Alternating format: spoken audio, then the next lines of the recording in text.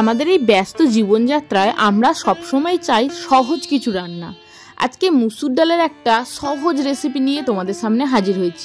আজকে যে রান্নাটা করব মুসুর ডালের আমার মনে হয় সবথেকে সহজ রান্না। একসাথে সব মশলা দিয়ে সবজি দিয়ে হাত দিয়ে মেখে ডালটা চাপিয়ে দিলেই কিন্তু হয়ে যাবে। এখানে আগে থেকেই দেখতে পাচ্ছ ডাল ধুয়ে আমি একটা কড়াইয়ের মধ্যে নিয়েছি আলু, টমেটো, কাঁচা লঙ্কা, পেঁয়াজ আর কিছু মশলা দিলাম, যার মধ্যে দিয়েছি নুন, হলুদ, একটু ধনে গুঁড়ো, একটু জিরে গুঁড়ো আর কাশ্মীরি লঙ্কার গুঁড়ো। এবার সব উপকরণগুলো হাত দিয়ে ভালো করে চটকে মেখে নিচ্ছি। হাত দিয়ে মেখে নিয়ে অন্য একটা জায়গায় এটাকে ঢেলে রাখলাম। কড়াই পরিষ্কার করে গ্যাসের উপর আবারও কড়াই বসিয়ে দিয়েছি। যেহেতু তেল একবার মাখার সময় আমি দিয়েছি, তাই এখানে খুব বেশি তেল দেবো না, 1 চামচ সরষের তেল দিয়ে দিলাম। তেলটা খুব ভালো করে গরম না যতক্ষণ হয়ে যাবে একটু অপেক্ষা করব। তেল গরম হয়ে গেলে 10-12 কোয়া রসুন থেতো করে নিয়েছিলাম, রসুনটা দেবো। তার আগে দিয়ে দিলাম গোটা জিরে আর দিয়ে দিলাম একটা শুকনো লঙ্কা, একটা তেজপাতা। জিরে, শুকনো লঙ্কা, তেজপাতাটা যখন একটু ভাজা ভাজা হয়ে যাবে, খুব সুন্দর একটা গন্ধ বেরোবে, তখন ওই থেতো করে রসুনের যে কোয়াগুলো রেখেছিলাম রসুনটা দিয়ে দেবো। রসুনটা দিয়ে নাড়াচাড়া করে একটু ভেজে নেব। এই মুসুর ডালটা যেটা বানাবো এর মধ্যে কিন্তু সুন্দর একটা রসুনের ফ্লেভার পাওয়া যায়। যারা রসুনের ফ্লেভারটা পছন্দ করো তাদের তো কিন্তু এই ডালটা দুর্দান্ত লাগবে। আর এটা একটা এমন ডাল যেটা তুমি ভাত, রুটি সবকিছু দিয়েই খেতে পারবে। ডালটা একটু ঘন ঘন হয়।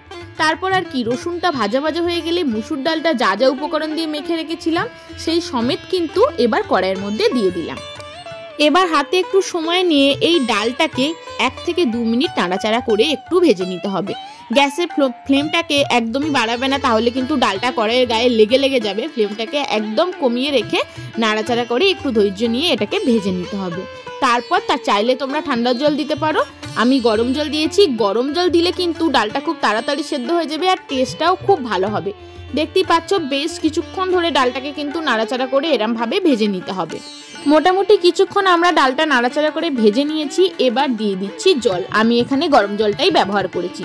খুব বেশি জল কিন্তু দিতে হবে না। ডাল আলু সেদ্ধ হওয়ার জন্য যতটুকু জল প্রয়োজন সেইটুকু জল দিলেই হবে, কারণ এই ডালটা খুব বেশি পাতলা হয় না, একটু ঘন হয়। এটা বেশি রুটির সঙ্গে সার্ভ করলে খেতে বেশি ভালো লাগে, চাইলে ভাতের সাথেও সার্ভ করতে পারো। দেখো জল দিয়ে দিয়েছি এবার পরিমাণ মতো। এবার ডালটাকে ফুটতে দেবো। চাইলে ঢাকা দিয়ে দিতে পারো, আমি কিছুক্ষণ ঢাকা দিয়ে রেখেছিলাম। তার মধ্যেই দেখছো ডাল কিন্তু খুব ভালোভাবেই সেদ্ধ হয়ে গেছে। একটু ঘন ঘন জল আছে, এই জলটা কিন্তু কিছুক্ষণ পরই এটাও কমে যাবে। ডাল কিন্তু খুব ভালোভাবে আমার সেদ্ধ হয়ে গেছে। এদিকে আলু পেঁয়াজ তো সেদ্ধ হয়েই গেছে, যেহেতু আলুটা সরু সরু করে কেটেছিলাম। এবার পরিমাণ মতো দিয়ে দিচ্ছি অল্প একটু চিনি। চিনিটা টেস্টের ব্যালেন্সের জন্য, নুন বিভিন্ন রকম মশলা আমরা আগেই দিয়ে দিয়েছিলাম, চিনিটা এখানে দিয়ে দিলাম। আমি এখানে একটা স্পেশাল মশলা অ্যাড করছি, তোমরা চাইলে গরম মশলা অ্যাড করতে পারো। আমি ম্যাগির যে ম্যাজিক মশলাটা আছে এটা আমার বাচ্চারা খেতে খুব ভালোবাসে, আর এই ডালের সঙ্গে এই মশলার ফ্লেভারটাও কিন্তু দুর্দান্ত লাগে। 1 চামচ ম্যাগির ম্যাজিক মশলাটা দিয়ে দিলাম। যদি ধনেপাতা বাড়িতে অ্যাভেলেবেল থাকে অবশ্যই একটু ধনেপাতা দিও, বা নামাবার শেষে 1 চামচ ঘি দিও বা বাটার দিও, খেতে কিন্তু দুর্দান্ত হয়। এত গরমে আমি ঘি বা বাটার কোনোটাই দিলাম না, জাস্ট একটু ম্যাগির ম্যাজিক মশলাটা দিয়ে দিয়েছি। দেখতেই পাচ্ছ কত সুন্দর হয়েছে ডালটা, দেখেই মনে হচ্ছে না একটু ঘন ঘন হয়েছে। ভাত রুটি সবকিছু দিয়ে এটা ভালো লাগে। এটা কিন্তু খেতে দুর্দান্ত হয় আর খুব কম সময় হয়ে যায়। রেসিপিটা বানিয়ে আমাকে জানিও কেমন লাগলো।